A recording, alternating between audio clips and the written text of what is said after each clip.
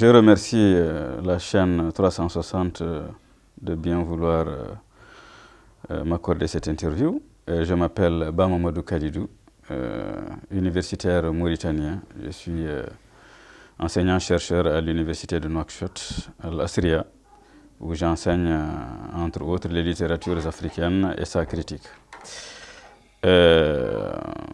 Enseignant-chercheur, donc j'ai eu à publier un certain nombre d'ouvrages critiques, dont le premier paru en 2009, dont le titre est le roman africain francophone postcolonial, radioscopie d'une dictature à travers une narration hybride, aux éditions L'Harmattan. Le deuxième ouvrage critique, en 2012, le roman africain francophone contemporain, de la narration de la violence à la violence narrative, en 2012. Et j'ai surtout co-dirigé un certain nombre d'ouvrages, dirigé et co-dirigé un certain nombre d'ouvrages critiques, dont la première anthologie de littérature mauritanienne francophone.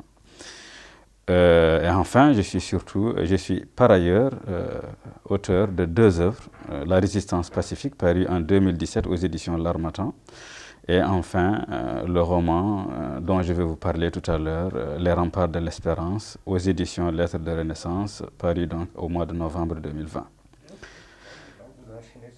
Bien, alors, que peut-on dire de manière très succincte pour présenter Les Remparts de l'Espérance? Les Remparts de l'Espérance présentent un récit qui se déroule dans un espace, dans un pays que j'ai appelé Heliyoyo. Mais ceux qui s'y connaissent un peu en mythologie Peul savent que Heliyoyo est le pays mythique où se forma la toute première nation Peul. Il y a des temps immémoriaux.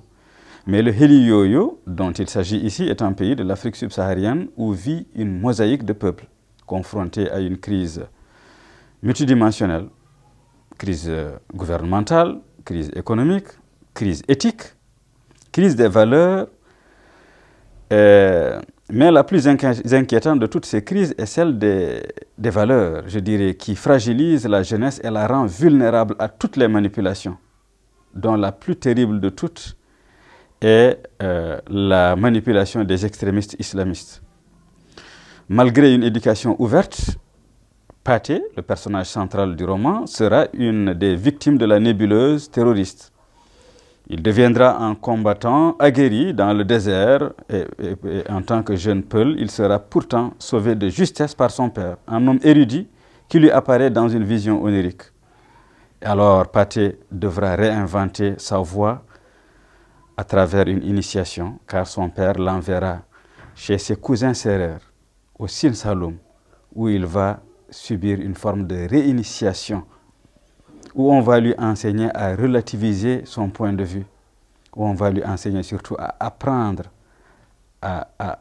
la diversité des avis, la diversité des foi, car la réinitiation se passera en pays sérère chez des cousins qui eux-mêmes ne sont même pas musulmans. Donc c'est au Sine Saloum, Pathé vit une réinitiation et réapparaît et réapprend les bases de sa culture, le respect de la diversité des religions, des civilisations et des opinions. Il apprend surtout à assumer son devoir d'humain et à ne plus jamais juger les autres en s'arrogeant la place de Dieu. En 7 années, 7 mois et 7 jours, il se réapproprie la relativité à travers une nouvelle perception tout à la fois généreuse et bienveillante de l'humanisme, j'allais dire de l'humanité. Le récit est construit sous la forme, le roman est construit sous la forme de récits Jean Chassé. Les Remparts de l'Espérance offrent une vision africaine passionnante avec une conduite narrative que j'ai voulu, disons, alternative. Mais dans les Remparts de l'Espérance, c'est également la dénonciation de la corruption. La dénonciation de la remise en question une forme de remise en question des valeurs et naturellement de la baisse de ces valeurs et naturellement quelque part un appel à une refondation de nos valeurs culturelles et de l'éthique. La littérature francophone en Mauritanie, en ce moment, elle connaît plutôt une certaine vivacité.